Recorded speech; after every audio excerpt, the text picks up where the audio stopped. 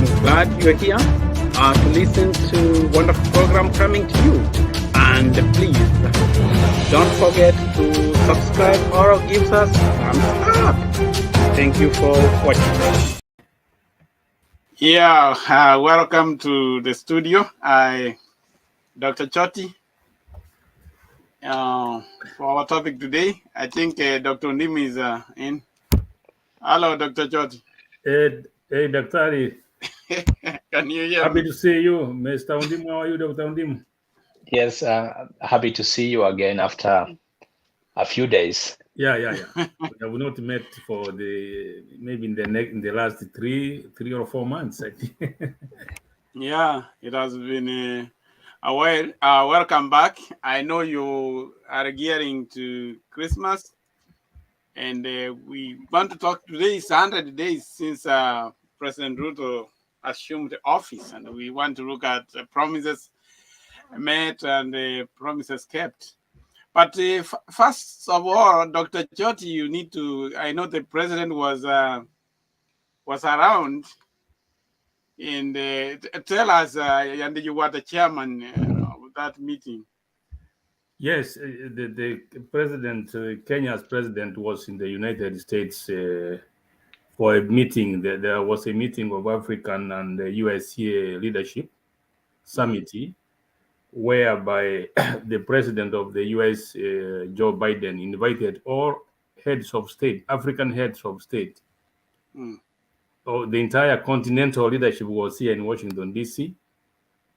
for some high-level consultations and deliberations, especially regarding on the relationship between America and African states. So the Kenyan president was in town, and I was the chairman of the Kenyan in the diaspora who were organizing to host the president because he had promised to have a meeting with Kenyans. So we met him. We met him on Thursday, December 15th, and though the time was very limited, but he addressed the Kenyans, and the meeting was well attended.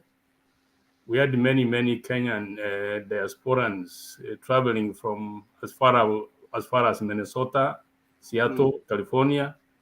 We all converged in Washington, D.C., in one of the hotels in Washington, D.C., and they addressed a number of issues that particularly affect the Kenyan diaspora in the USA in particular. And the issues like immigration services, especially, the acquisition of IDs, of passports. I think you are aware that Kenyans travel from long distances to the embassy, the Kenyan embassy in Washington, D.C., or the consulate centers in California, Los Angeles, and in New York. But still, many Kenyans, especially those who are in faraway states like Washington, Seattle, even in Minnesota, the Midwest. So the president promised to ensure that those services will be decentralized. Probably they will create more consulate offices in new consulate offices, and or use mobile biomedics facilities so that we will have these services made accessible to the rest of the Kenyan, wherever they live. Okay. And then you also touched issues like the investments in Kenya, because most of the diaspora people have heavily invested in Kenya through remittances. So he promised. Okay. Let's. We wanted a brief. That was not today's topic. So it's 100 days in office, and the President Ruto had promised so many things. And I would like you to listen to this clip before we can discuss about what the promises he gave. The constitutional requirement of a police service commission to have its own budget and its own accounting officer. We do not believe that the police should be begging for money from the office of the president. Well, that was one of the promise President Ruto had given during the launch of the Kenya Kwanza Manifesto. Do you think that one has been achieved because he said that was to be achieved within 100 days? Actually, that is a very timely thing because you remember, I think this today he appointed a task force. The one from Maraga. Led by former Chief Justice Maraga to look into the conditions and the terms of the police force as well as the Kenya prisons officers or force. And I think that is a timely intervention because it is in line with what he promised the Kenyans. So I think, and that is the best way to go because when you address something like that, which requires a lot of investment and the public resources, it is good that you have a comprehensive information or guidelines and ideas. So I think that one is a timely decision. But he wanted, he said he would put that they will have their own budget within 100 days, that the police should have their own budget. But it's not too late because it's now that he has appointed a commission to look at that.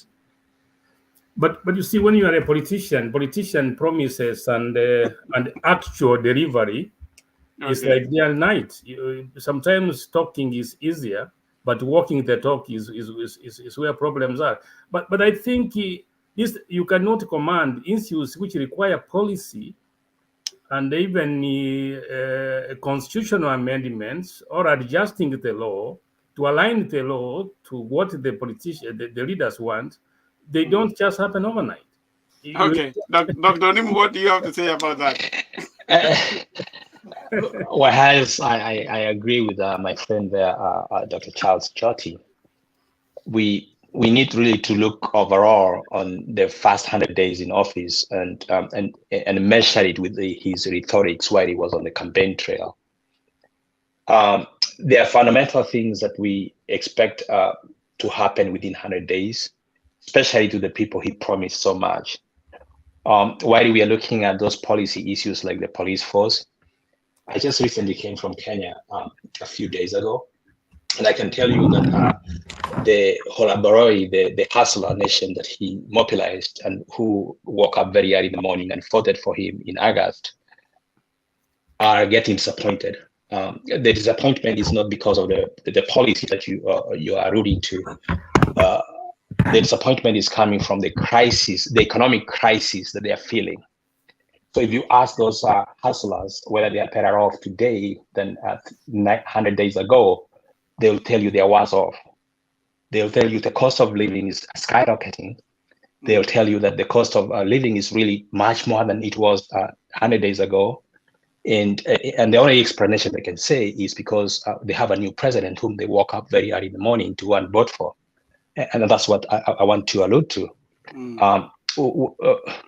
He promised so much. He said, as soon as I step into the office, the cost of flour will go down. It went up instead. As soon as I step in the office, the cost of gas or fuel will go down. It went up instead. So if you ask me now today, has he kept his promises? No, he has not. Is he going to keep them in the long run? Perhaps yes, but as of today, no. Dr. George, no, Dr. Nim, let me ask you. No, wait first, Dr. George. Dr. Nim, you know very well that the economy is not dictated by a politician. Do we really agree about even those inflation? We have seen this issue of prices going up. That is just the economy. Do we have to blame him for that? Because as you all know that the economy is cyclic. It goes up and down. So this is because of inflation. Just to respond to you, yes, politicians do have the leverage and on how to cushion, especially the most vulnerable. What he did, however, was to remove the subsidies that was cushioning those hustlers from the expenses of living. he just removed the lever without having a second option on it. Remember when during his inauguration he said the subsidies on gas is gone, the subsidies on flour is gone. He didn't have a plan in place. He would have actually taken the first 100 days to look at the treasury and say, you know what can we do here to subsidize and find a replacement for removing the subsidies. In the United States where we live, the government has subsidies for the poorest of the poor, but he just removed them. That's what I'm talking about. So the cost of living going up, I know he doesn't have the control, but he had the control of not removing the subsidies that were in place when he took office. I mean, now, yeah. Dr. Jyoti, you wanted to respond. Yes. On my part, when the presidential candidates were giving promises, very colorful promises, a political analyst or a political person, you doubt them. You don't have to believe them 100%. For instance, when Ruto came in as president, unaware to himself, he found the treasury empty. And then that one, now look at that against the promises. This is something he didn't foresee. Okay, then, but do you believe, no, Dr. Jyoti, do you believe the treasury was empty? This President Ruto has been on the government all through. Dr. Mandi, if you are updated on the financial and economic situation in Kenya, the report which came out recently, that the last days of the Uhuru regime, they spent almost 23 billion shillings, which were unbudgeted for, unaccounted for, on many projects, which you remember the president yesterday, he ordered a special audit, actually, as part of the bargaining, because he has been negotiating for loans with the IMF and the World Bank, and the terms under which the loans were released, he had to make some commitments. And one of the commitments is to conduct a special audit on the expenditure of the former government in its last days. That's okay. Let us not digress. It's documented. I want to remind my friend Choti that I want to remind you though that when he was promising all those, he wasn't outside of the government. He was the sitting deputy president. But I want to finish this statement. Dr. Jyoti, if you give me a minute, Dr. Choti, though. Finish first. So I want you to remember it's only 100 days ago that he was a deputy president of the Republic of Kenya. I want you to know that he has been in government for over 10, 15 years, actually, as a deputy president. It wasn't news to him about the treasury. And you and I know that the treasury does not hold money. The treasury collects money using the taxpayer, and they project the income that comes from every day from the public. It's not money that is going to sit somewhere waiting for somebody to spend it. No, that's not how the economy works. The economy works on the projections. And when he says, and remember this, when he said that only 97 million shillings was sitting at the treasury, the president, when he goes out of the state, overseas, he spends over 150 million. How many trips has he made? Over 22 trips within 100 days. So I will say he's the best foreign minister we have ever had, not president though. Okay, now we have Jared Onyanja from Kenya. How are you? Jared, yeah, yeah, I can hear you, Daktari, and Dr. Choti, I can see you. Good evening. Good evening. Yeah. Good evening. Yeah, I'm fine. Though the network is not very stable, I understand, but I hope you can hear me clearly. Yeah. Yeah, you can talk. Yeah, Daktari, what do you have to say? I think his network. I think he's dropped off. Yeah. So basically, so Dr. Choti, if you agree with me, then I'll emphasize. I was trying to explain something here. There is the expenditure I'm talking about. If you are unaware about it, say you are not aware about it. This is something which is today. If you go to the papers today, this is something which is documented. the former regime overspent money, which Dr. was not Choti, an we are not on campaign for, now, and and we left the treasury empty no, and Dr. broke. Choti, we are talking about President Ruto's 100 days in office. Now, let me give this. No, Dr. Choti, I want you to listen first. I have not given you time to speak. Okay. What we want to focus on monitoring, let us focus on Ruto's promises, which the things he wanted to achieve in 100 days, and we have talked about that one. And I want you to listen for this one again. Should run its own independent budget with the judiciary fund and as established by the Constitution. We believe the judiciary must be independent, operationally, constitutionally, and financially.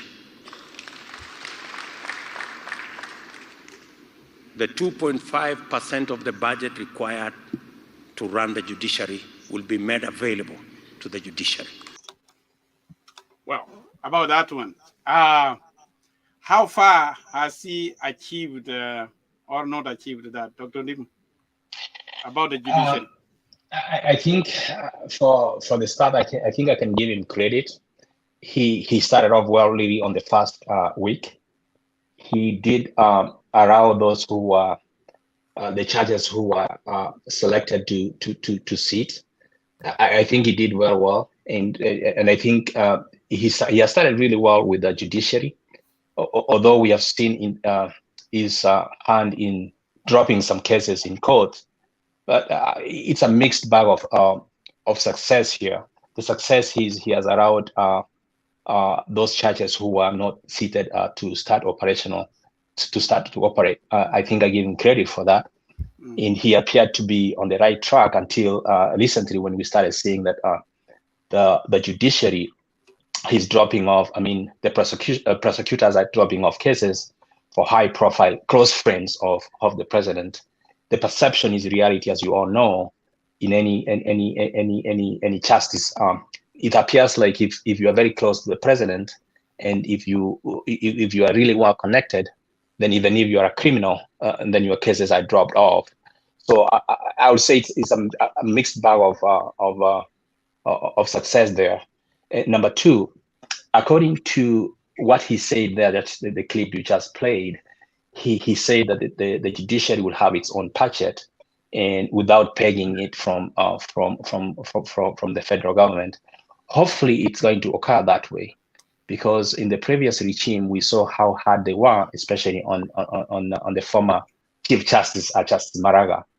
And we want to see that there's going to be really a separation of powers here, and the checks and balances on those three arms of government. So I'll say it's really a mixed bag of success for him. Okay. Dr. Jot. So I think I agree with Dr. Ondimu to a large extent that the judiciary, as far as financial allocations are concerned at the moment, it appears that the president has fulfilled his promises. Actually, last week, I had the privilege of meeting the current Chief Justice in Washington, D.C. over dinner, and we discussed a number of issues. And I think she seems to indicate that they seem to be doing very okay under this new regime. And also, there are questionable cases of late which have been dropped.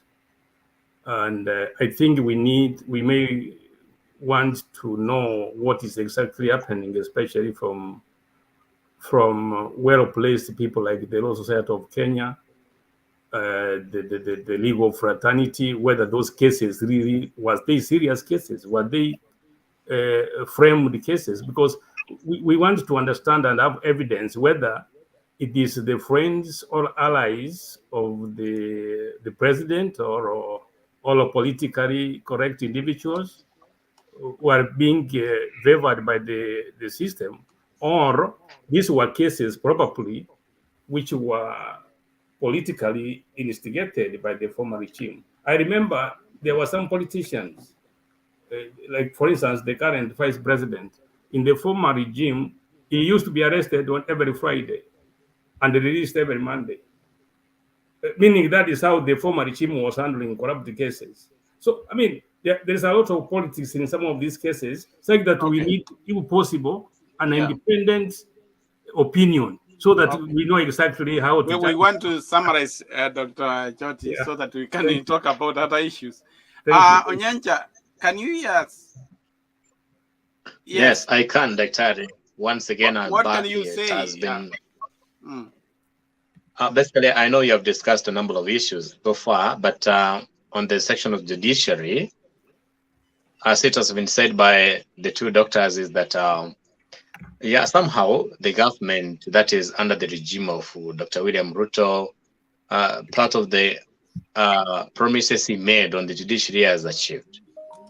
Although, as it has been questioned by Dr. Choti on a number of cases which have been dropped. In Kenya here, it has caused an alarm, especially on the opposition side, because the cases were felt to be legit during the election period. But as at now, when the President Ruto has resumed power, those cases have been dropped. It remains a question and a nightmare to a number of people in Kenya.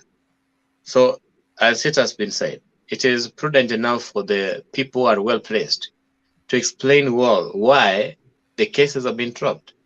The case for like the Deputy President, Rigathi Gachagua, it was felt to be a very heavy case. But how light has it become? Yeah. And the resignation of a number of powerful officers in the government. Yeah, it has raised questions in Kenya, and still more and more are going to come, and we're getting worried. Yeah. Okay. Thank you very much. Ben has joined us late. Ben, how are you? I'm good, Dr. Thank you. I'm sorry I was late a little bit. Welcome to the studio. Now, we'll give you time to talk. But on the judiciary, we have said President Ruto did good to appoint the judges which were denied that chance by the previous former president. But, as the Africans say, at times, when two elephants are fighting, grass is destroyed. But also, when two elephants are making love, grass is destroyed also. Is it a way that President Ruto is in bed with the judiciary, and therefore we may not have that justice we are talking about? As they get prepared to respond to that, as I said earlier on, it was a mixed bag of success. And there's a great fear, especially from those people who are sitting and looking at it from a distance, that there's a great fear, especially in what you just mentioned, that the two are going and are in good step. They're in sync, meaning that the public might suffer in that end. Just like the previous regime of the late President Moi, he was really much in control of the judiciary. We suffered a lot. There is great fear that the President Ruto is also going in bed with the judiciary. And the head of the judiciary, who is Martha Koome, appears to be leaning towards supporting the regime other than following the law. And time will tell, but look at, for example, the person who he selected to be the chair of the commission investigating the commissioners of IEPC. Aggrey Mshulele was recently appointed. He was denied a chance. He was recently appointed. I mean, perception is reality in this case. I couldn't have selected him to chair that commission if I were President Ruto. Mshulele will feel like, you know what, you selected me. I was denied a chance. It's my time to pay back. So I think, I'm afraid, but I think hopefully what we are seeing today will not continue to be there. Because if we go down that trip, we're going to really go to the dark days of the 90s. Okay. Ben? You have something to say about that? Yeah, quickly. Thank you, but I know you have talked much, but I will say something very quickly. We don't jump the gun before we see what happens, as Dr. has said. Let's give him a time. He did a very good work to reinstate the judges, 41 judges. I think he did a very good job on that. And some of critics, they say the millions he has proposed for the judiciary is a way of greasing their hands.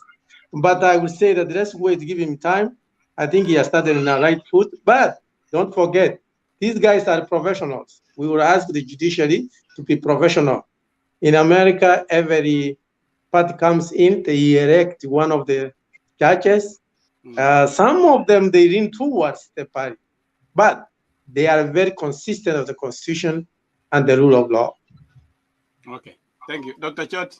Yes, I may not want to say that the current Chief Justice appears to be supporting President Ruto because I do not have evidence. But you know, being Kenyans, especially the ruling over the presidential electoral petition, which went against the other side, probably some of the people can use that one to show that she is. As I said, I met her for almost 3 hours. I've sent you a picture we took together.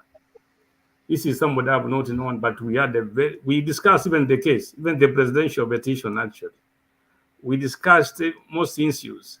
This is a lady who has links to the former president.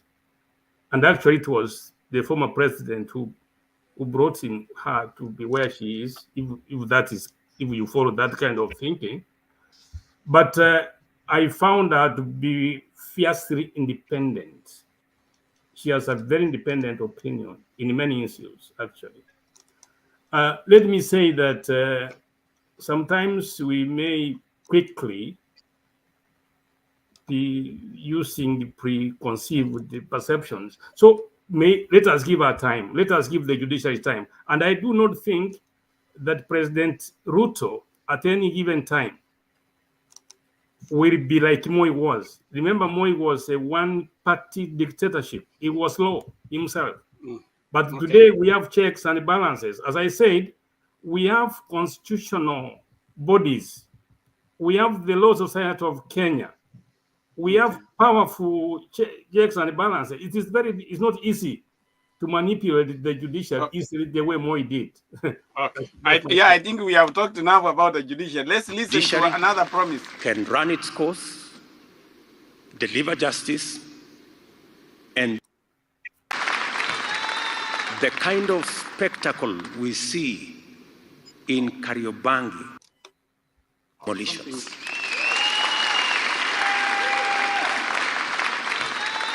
The kind of spectacle we see in Kariobangi and Korogosho is not only inhuman, it is unconstitutional, and it should never be allowed to happen to any other country.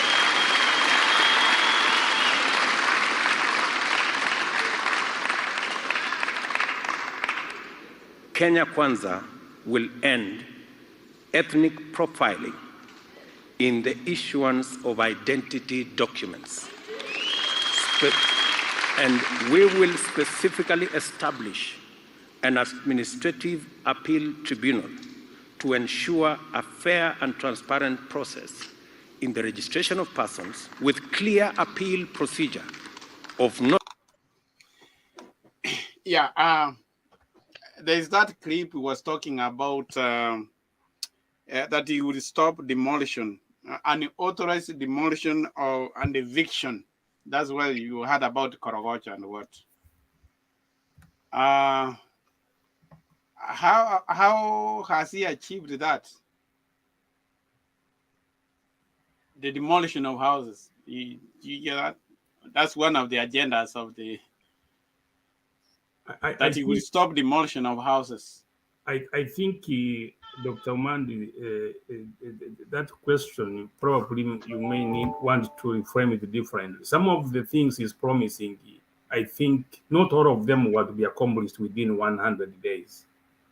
What he's trying to give is personal position that he does not support certain actions, which sometimes are periodically, not every day. So it is a position that he supports a certain way of doing stuff. And probably the housing scheme, the policy of putting up houses for the low class people, which is one of the key, I mean, the key promises of this regime, and which is in progress actually. Maybe long term, that is what he will achieve, because the problem is about these temporary and slum dwelling places, which easily can disrupt people's lives, inconvenience families. I think those are long-term issues, but what he's talking about is his position that it is not good, it's unfair to dehumanize people by randomly sometimes interfering with their daily struggles, especially the low class people. Thank you for clarifying that, Dr. So this was not the 100-day something to be achieved, but there is one thing many people are complaining. Other than the subsidies, cash transfer, pesa ya wazee has been removed. Linda Mama, which was helping in maternity for young, mothers who are getting children who cannot afford. What do you have to say about that? That he removed those money going to the elderly people. Onyanja. Yeah. First, maybe to respond to your first question on the demolition and eviction at Korogosho and the other slum mentioned, I can say it is stopped, because that at the time when the demolitions were taking place, I can say it was a wrong timing by the previous regime. So as soon as Ruto got to power, it stopped, because we have not had instances where the houses, slums are being demolished. So for that matter, I can say his wish to be done has come true. Number two, on the issue of the funds which were transferred for the elderly people, the aged ones, and the Linda Mama, I think this is a great setback to the people of Kenya, because so far there are so many elderly people are suffering because they have lost that grip of small token they were receiving from the previous government. There are those elderly people who entirely depended on such little incentive from the government, and for that reason, you see now there are others who are who are dramatized because their families abandoned them because they knew they were earning something. So as at now, in a nutshell, there are a number of people who are in languish because of the takeaway of the little funds which were given by the government. On Linda Mama, I don't know. This acts like a kind of a war that the current regime is trying to work to fight with the previous regime, because Linda Mama and the funds to the elderly worked for the previous government. So it's kind of that Ruto is trying to scrap them down to come up. I know very soon he's going to come up with a new system which is going to incorporate these elderly people and the expectant mothers from underdog families.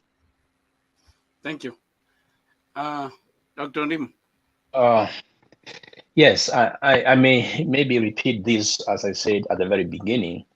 He's trying to make changes, and he did make those changes without putting some guardrails in place to cushion the poorest of the poor, whose back he rode onto to get into power. He said it was a hustler government. A hustler government really takes care of the hustlers. The first thing he did, as I mentioned earlier on, was to remove the subsidies for unga. The prices went up. The second was to remove subsidies for gas. The gas went up, transportation went up. Now he removed the cash transfers to the elderly, who are the hustlers. Life became expensive. Linda Mama, life became expensive. And you can all see that the first casualties of his administration are the hustlers. So when it comes 5 days from now, or 10 days, or 100 days, or 2 years from the day, for him to put in new gadgets that will assist these hustlers would be another story to tell. So in that case, he scores a 0 in the first 100 days, given that he's actually hurting the hustlers. So he scores a 0 in that case. He scored 50% for the judiciary, 0 for the hustlers. And now, next question. Okay.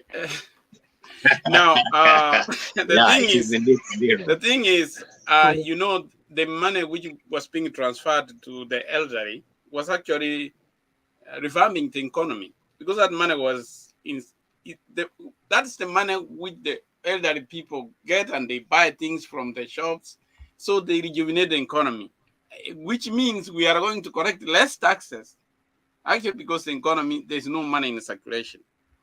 And these austerity measures, the one he brought, that the meetings which the government departments were going out, that they should be stopped. What is going to happen to the hotel industry? Hotel industry always relies on the government, because really, if those people are not going to attend meetings in those hotels, which means the local tourism is affected. So those austerity measures, what would you advise him to do to rejuvenate the local economy? Dr. Manda, I think I wanted to respond to the earlier question about the withdrawal of this money which was meant for the elderly. Some of these decisions are painful decisions. There is no politician who wants to lose an election. There is no politician who wants to be unpopular when he knows he has a second chance to run for political office. As I said, some of these decisions are not just taken because he's enjoying it. It's not a pleasurable kind of situation. It's painful. One, he doesn't have money. The treasury was completely broke when he came in. And when he takes away whatever he has taken, and again, even the system of delivering those funds to the elderly had problems. Some were not even, it was not properly executed. Some were missing out. So he will come up with his own system, and sooner probably, because there's an election coming, so that he can make up and be forgiven by the potential voters. Number two, there is the Asura Fund. The Asura Fund. Okay. Which has been operationalized and is active now. That is the money being injected into the economy. That is the money which is circulating among the population. So that one can also you cannot underestimate it. Okay. It is a program which eventually, in long term, when you look at the analysis from experts, is going to have a positive impact on the overall economic growth. Okay. Dr. Choti, there is something I wanted, which we have alluded to you. Yes. You can't say that a country is broke. If you see, like, what is the budget? We live, and I think Dr. Ondimu explained that the government works on its budget on projection of tax collection. You can see, like, that one is saying that they are projected for a budget for 3.6 trillion. So when we talk of that idea, if we don't want it to be mistaken that the country is broke, the governments don't have money. They live on projection of the amount they are going to collect.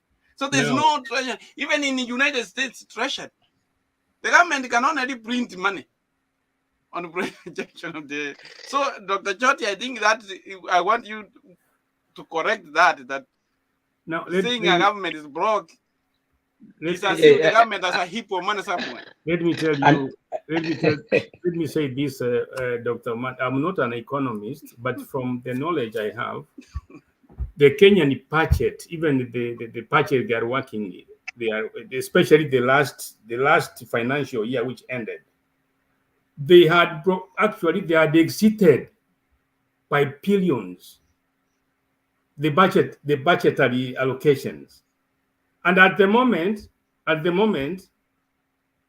the projected revenue does not meet the budgetary allocations. And that has always been And like that's that. why, no, this is very serious now. It's acute. It's acute because there is money here which disappeared, and it's not Okay, it's not being reflected. Dr. Choti, So you are so obsessed with the whole regime, You see please. that, and you cannot Dr. ignore Nimu, that. And then there is Exactly before Ndimu says, because it's a professional in that area. I think the government has all powers to make sure it increases its income. We already talked about this. We said why we are losing money in Kenya is because of corruption. And President Ruto agrees with us that we are losing a lot of money through corruption way. And if we can be able to make sure we close all those loopholes, we will be able to meet our budget. Secondly, I will follow the statement from the chairman when he gave Mr. Choti in front of the president. He said the president was expectations from people were very high. We expect much from him, from what he promised people in Kenya he will do. So that's why we are seeing that he has not done much, because he overpromised to do stuff to us. So quickly before Ndimu says in economic statement, Asura fund, it is 500 a year. It's not that much. So if it's coming up with other programs, I think it's better do it very fast before the country goes down. Okay, thank you. Dr. Lim. yeah, I was going to repeat what my friend just mentioned there, my friend Choti, that let's not get blinded by the rhetorics from the politicians that the government was broke, because governments worldwide really borrow money to meet their budgetary expenses, including the United States itself. You cannot believe it that Japan itself is always borrowing money, and it does give out international economic aid even to Kenya when they actually borrow money as well. So let's dissuade ourselves from that fact that the government of Kenya is broke. And I want to mention to you that the government of Kenya cannot be broke when they are going to collect 3.6 trillion taxes from the Kenyan public. And let me go back again to the Hasra Fund. I recently, like I mentioned to you, I recently came from Kenya, and I met this young man who is a very diehard supporter of William Ruto, and he happens to come from Bomet County.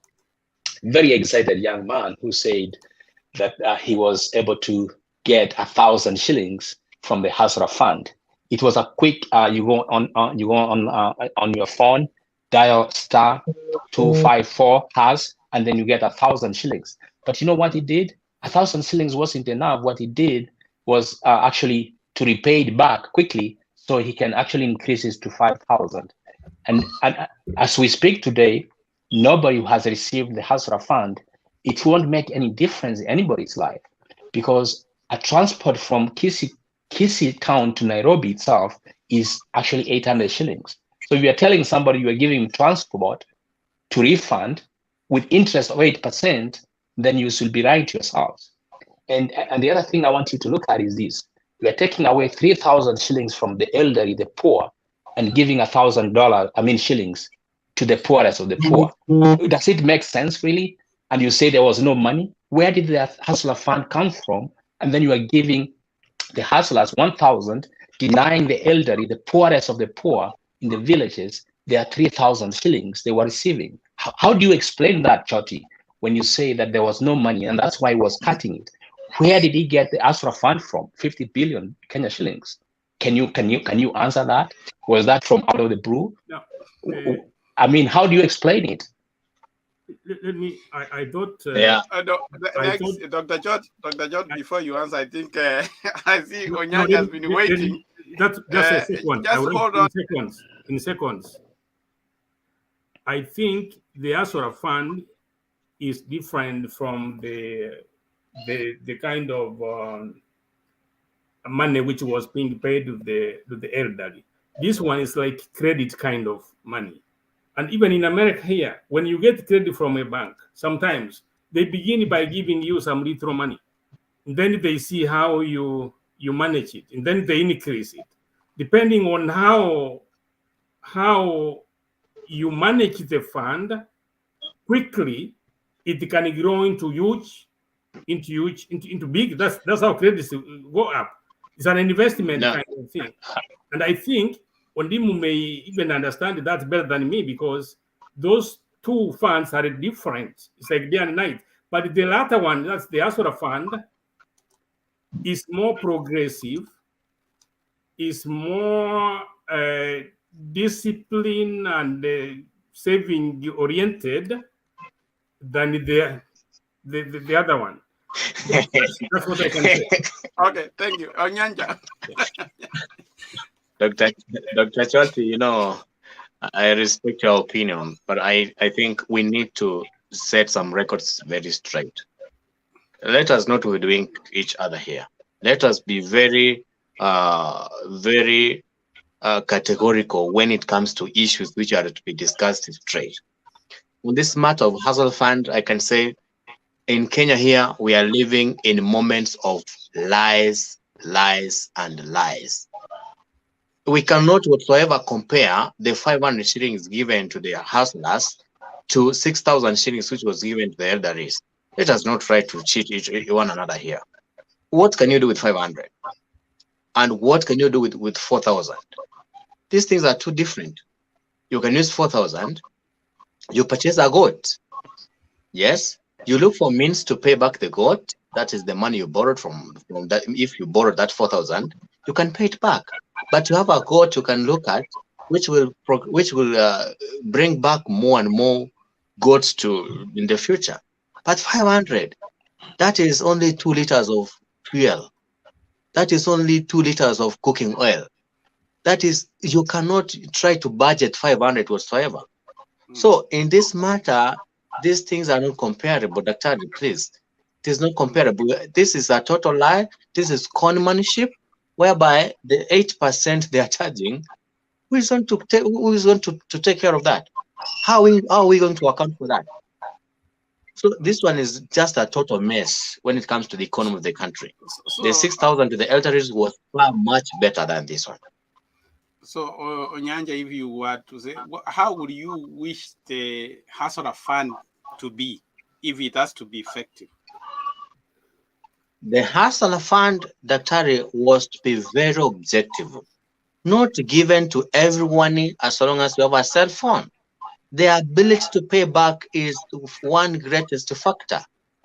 So I can see my fellow friends here, just young boys here, who I can say they only see the light of the day by luck. Yeah. Yes, they received the money, but they'll never pay back.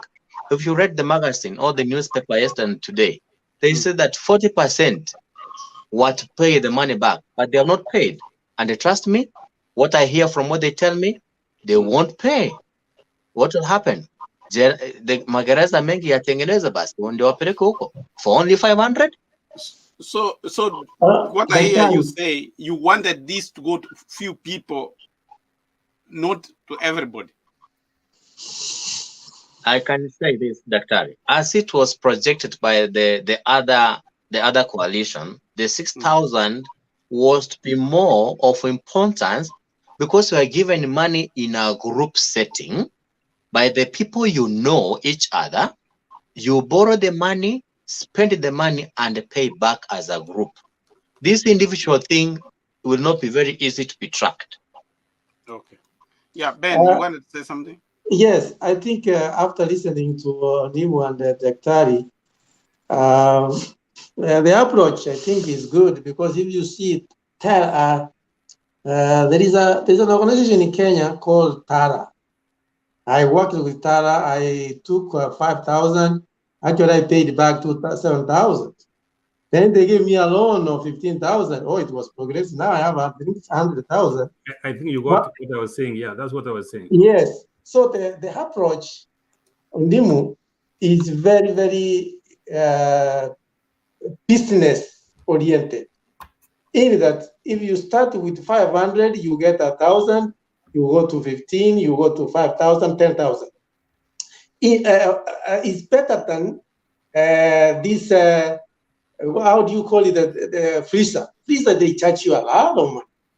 You take 300, you pay back maybe like 600. But here, the Ruto is giving us 500, you pay only 8%, maybe 80 shillings. So the approach is good. If people are disciplined, they can grow. I saw a document, somebody took it and is progressing. Now he has 10,000 from selling eggs and stuff. Okay. Well, they can be able to progress. So one of the things we have addressed, we cannot address all of the issues, but what generally would you, if you were given a chance to be President Ruto's advisor now for the next 100 days, what should he do? If I may go fast there, there are three fundamental things that he needs to focus on. While he's looking at policy, the Kenyan population is really suffering. As I mentioned, I was in Kenya just a few days ago. People are suffering. The hustlers are suffering. The cost of living is really high. If I were President Ruto or his advisor, he should focus on reducing, somehow doing his magic like he did to win an election, reduce the cost of living. It's really excruciatingly painful for people to pay so much for money they don't have. That's number one thing. He should focus on economy. The fact that he's focusing on other things, I think like the foreign policy that he's actually focusing on so much right now, I'll tell you what, if I were him, I'll focus on the economy, number one. Economy, like somebody said in the year 1992, economy is stupid. If he's not going to focus on that, I guess people are suffering more and more and more, and he's gonna lose the support that he has right now. Okay. Yeah, Onyanja.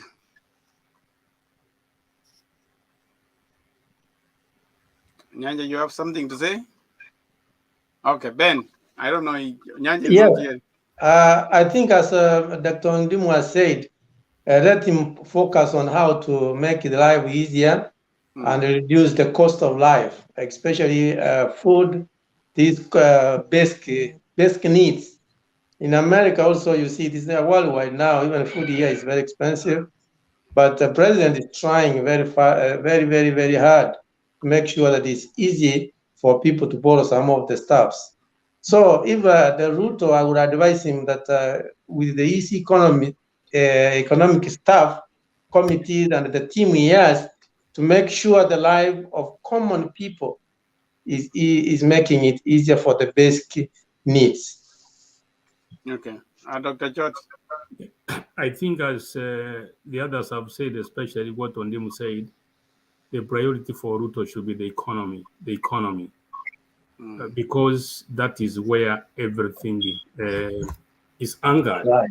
And also, I would like to support his policy of putting in place a strong official opposition,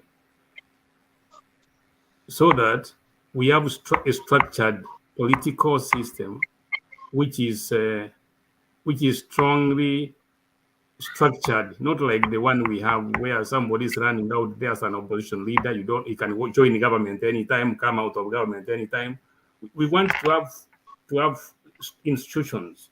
I like the approach Ruto is taking, especially this one of of making the official leader a creative, attractive office so that he can contain individuals like Baba who always are not settled. This one would also increase the principle of checks and balances because that's what we like in Kenya. And also the war against corruption.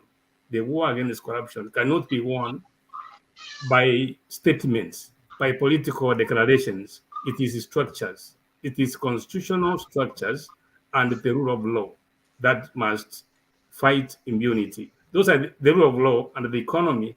Once you attain those issues, everything will be okay. The rest will follow.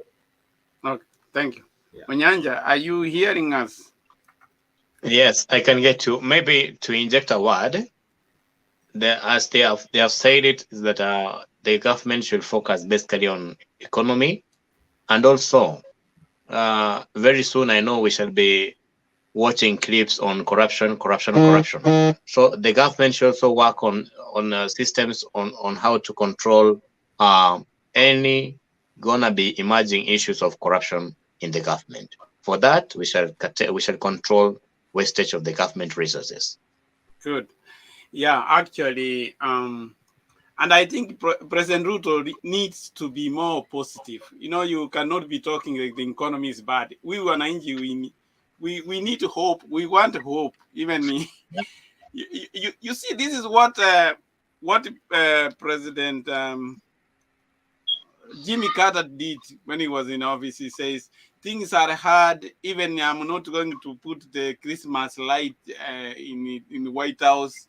That America is going to have bad days in the future. But Reagan came and told them, no, America's good days are ahead of us. He gave hope. Sometimes it's not good to say that the treasury is empty. Just be positive that you're going to change things. But gentlemen, I know our time is fast coming. I hope we have analyzed the 100 days in office. Unless anybody has a burning issue to say, I think our time is up here. So we thank you. I want to thank you so much again for inviting us to the studio. And as you just rightly mentioned, the treasury might be empty. He owns it. In 100 days, he cannot be framing anybody now. He has been given the hours of power.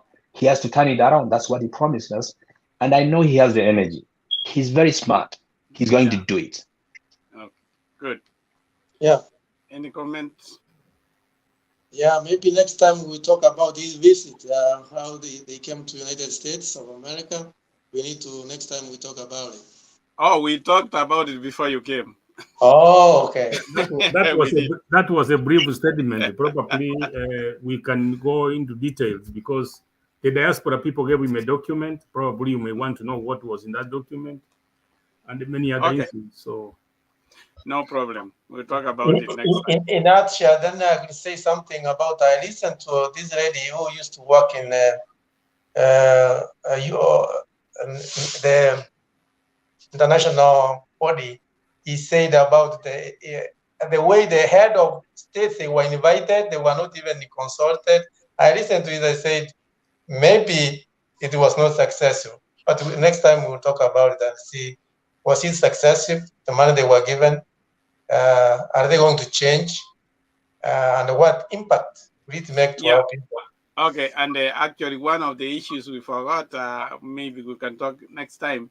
You know, actually, he had promised to put a diaspora ministry, not a department. Yes. he had promised a ministry, but it ended up to be a department. But that's okay. We will talk about that next time. And he gave us actually the county. He said 48 counties. When I listened to the have we elected a governor? Do we have a governor for that 48 counties? Okay, gentlemen, thanks a lot. Thank you. We hope Welcome to KJ TV.